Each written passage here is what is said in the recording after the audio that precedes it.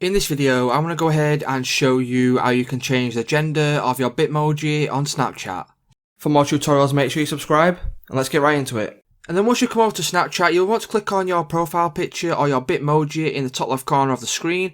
And if you go ahead and you scroll down to Edit My Bitmoji and you click on that, as you can see, there is no option there to change your gender, so you can go ahead and you can change the appearance and things like that.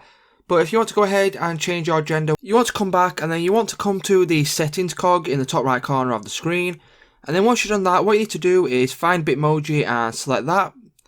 So once you've selected Bitmoji, you will be presented with this screen here. So you can go ahead and click on Change Outfit, Edit My Bitmoji and choose a selfie.